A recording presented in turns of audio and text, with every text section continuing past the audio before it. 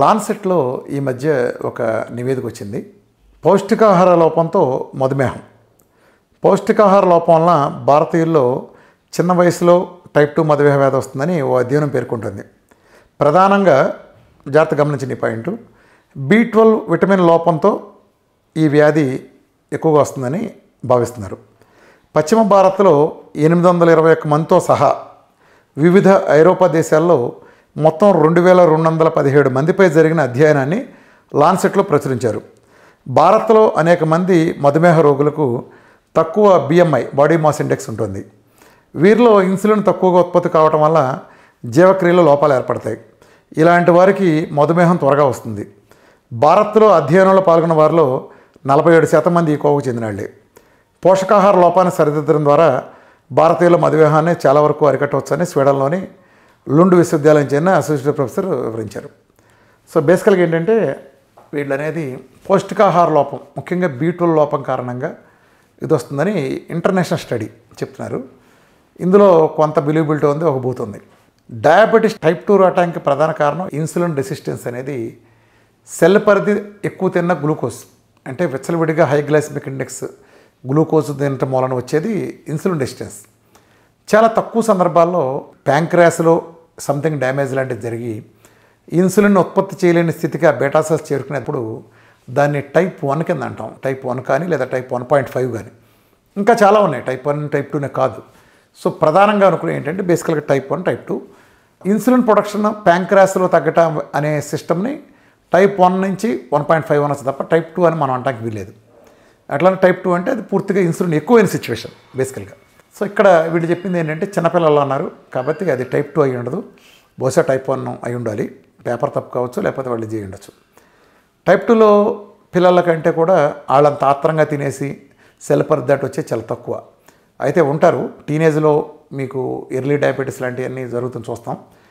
దాని ఒక లాజిక్ ఉంది. ఎందుకంటే వీళ్ళు విపరీతమైన జంక్ ఫుడ్ పద్ధతి లేకుండా తింటున్నారు. ఇవాళ టీనేజ్ ఏం లేదు. ఒకప్పుడు మన 40లో 50లో మన జనరేషన్లో ఫేస్ చేసే సిచ్యువేషన్స్ ఇవాళ మన పిల్లలు ఈ 16-17 ఏళ్ళకి ఫేస్ చేస్తున్నారు. ఇవాళ చాలామంది ఇప్పుడు మన పిల్లలు చూసుకుంటే తల్లిదండ్రుల కంటే చాలా ఎక్కువ బరువు ఉంటుంది, మీరు గమనించవచ్చు. ఆడపిల్లలు ఉంటే వాళ్ళ అమ్మ కంటే ఎక్కువ బరువు ఉంటారు, మగపిల్లడు ఉంటే వాళ్ళ నాన్నకంటే కనీసం 10 కిలోలు ఎక్కువ బరువు ఉంటాడు. ఇది దురదృష్టం. వీళ్ళు హై గ్లైసెమిక్ ఇండెక్స్ ఫుడ్స్ మాత్రమే తింటున్నారు, అది తినేదంతా చెత్తే.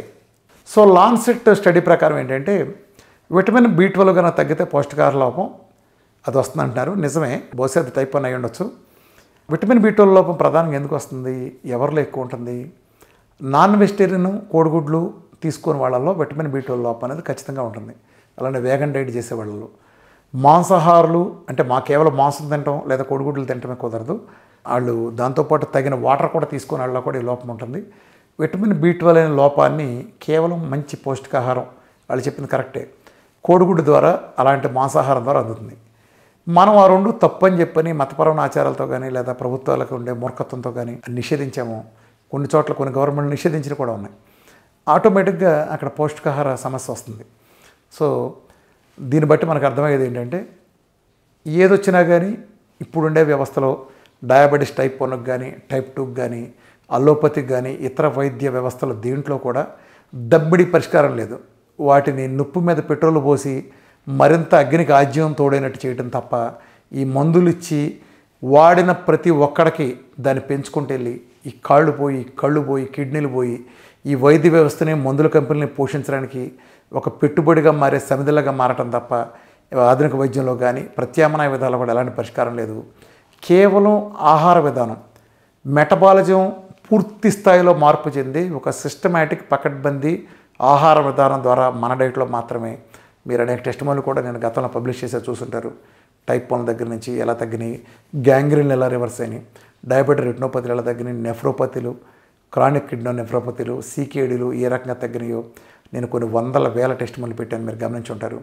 డయాబెటీస్ వస్తే ప్రాబబ్లీ మందులు మురుగుంట్లో పారవేయించి మరి తగ్గించి ఒకే ఒక పరిష్కారం ఈ ప్రపంచం మొత్తం మీద. మొదటి రోజే మందులు మురుగుంట్లో పారేసి మరీ చేయించి ఒకే ఒక పరిష్కారం వీఆర్కే డైట్. డయాబెటీస్ మన డైట్ చేస్తే ఎంత స్థాయిదైనా తగ్గి తీరాల్సిందే.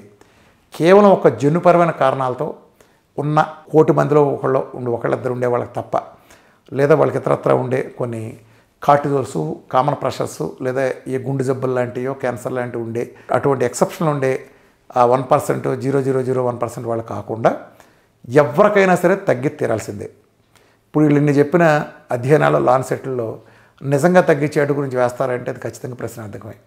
ఒక ఆహార విధానంతో తగ్గుతాం, ఒకళ్ళిద్దరు తగ్గితే అనుకోవచ్చు, లక్షల మందికి రివర్స్ అవుతున్నప్పుడు ఇంత బహిరంగంగా నేను రిపోర్ట్లు పెట్టి అలానే అల్లోపతికి వాళ్ళు కూడా మీ 150 మీ చరిత్రలో తగ్గిన ఒకటి పేరు చేతో 2 కోట్లు ఇస్తా ఛాలెంజ్ అని వాళ్ళ కవ్విస్తా ఇంత పేర్లు పెట్టి ఇంత చేస్తున్నా, నేను ఇన్ని వేల మంది తగ్గిన టెస్ట్ మనీలు ఓపెన్గా మీ రిపోర్ట్లు పెడుతున్నా, తెలియనట్టు నటిస్తూ ఉంటారు దొంగ హేతువాదులు, సూడో హేతువాదులు, తెలియనట్టు యాక్టింగ్ చేస్తా ఇంకా నీచమైన వ్యవస్థలను సపోర్ట్ చేసుకొచ్చే హేతువాద కుక్కలకు కూడా ఇలాంటి వాళ్ళు ఉన్నంతకాలం కూడా ప్రజలకి ఖచ్చితంగా మనుగడలేదు. ఒక పెద్ద వ్యవస్థ కూర్చుని ఆ వ్యవస్థ మనకు మందులు అమ్మడం కోసం, పైగా ఆ మందుల ద్వారా సృష్టించబడే 1,00,000 రోగాల కోసం గోతికాడ నక్కల్లాగా గద్దలాగా కాసుకునే వ్యవస్థల్లో మనం కాపాడుకోవాలంటే లాజిక్ దాని మన సైంటిఫిక్గా నిజమైన సైన్స్ తగ్గించేదే నిజమైన సైన్స్. జస్ట్ బికాజ్ ఒక నోబెల్ బహుమతి తీసుకుంటేనో ఒక సిద్ధాంతానికి లేదా చేస్తేనో కాదు, ఏదైతే తగ్గిస్తుందో జబ్బును అదే సైన్స్. మందులు లేకుండా తగ్గించడం అనేది ఒక ఆహార విధానం సాధ్యపడుతుంది. ఆహారం అన్ని విధాలు పరిష్కరిస్తుంది కాబట్టి ఇప్పుడు ప్రపంచంలో ఉన్న అన్నీ కూడా మందులు పారేమని చెప్పే ధైర్యం ఏది చేయదు కాబట్టి ఏది కూడా సైన్స్కి పూర్తిగా ప్రతి ఒక్కటి దూరంగా ఉన్నట్టే. మందులు వేసుకుంటా చెప్పిన ప్రతి విధానం సైన్స్కి పూర్తి దూరంగా ఉన్నట్టే. నొప్పు మీద పెట్రోల్ పోయటం అంటాం ఎంత తప్పు, డయాబెటీస్ వస్తే మందులు ఇవ్వమంటాం అంతకంటే ఘోరాతి ఘోరమైన నేరం. నొప్పును ఆర్పాలంటే కేవలం కావాల్సిన నీళ్లు, ఆ నీళ్ళు అంటే ఆహార విధానం. అందులో ప్రపంచంలో అత్యున్నత అంటానికి లేదు, ఎందుకంటే ఇంకెవడో లేడు కాబట్టి ఒకే ఒక్క అని చెప్పచ్చు, అది విఆర్ డేట్. దీనికి సంబంధించి ఏ సిద్ధాంతం మీద చర్చకైనా దేనైనా చెప్పడానికి రెడీ. ఇప్పుడు దేనికైనా ఒక సిద్ధాంతం ఉంటుందండి. ఒక జబ్బు వస్తే నేను ఈ మందు ఇస్తున్నాను అని చెప్పడానికి అలోపతి దగ్గర సిద్ధాంతం ఉండాలి. ఆయుర్వేదికో లేదా హోమియోనో మేము బిళ్ళిస్తున్నామంటే ఈ బిళ్ళలో ఉండే ఇది వెళ్ళి ఇలా పనిచేసి అసలు షుగర్ అంటే ఇలా వచ్చింది, డయాబెటీస్ అంటే ఇలా వచ్చింది, ఇది వెళ్ళి దీన్ని ఇలా అరికడుతుంది అని చెప్పే సైన్స్ ప్రపంచంలో ఎక్కడా లేదు. ఏంటంటే అదేమంటే ఇప్పుడు చూడండి, ఈ పేపర్ న్యూస్ స్కిప్లో కూడా వేసిన అజ్ఞానం ఏంటంటే ప్యాంక్రాస్లో ఇన్సులిన్ ప్రొడక్షన్ తగ్గితే టైప్ 2 వస్తుందనే ఒక చెత్త నీచపు ఈ శతాబ్దపు అతిపెద్ద అబద్ధాన్ని మళ్ళీ దీంట్లో కూడా చెప్పారు. ఇలాంటి చెత్తని తీసుకొచ్చి దీన్ని అందరూ మోసేసి ఒక మేకని 100 మంది కలిపి కుక్క కింద ఎలా మార్చాలనుకుంటున్నారు అలాంటి వ్యవస్థ నడుస్తుంది.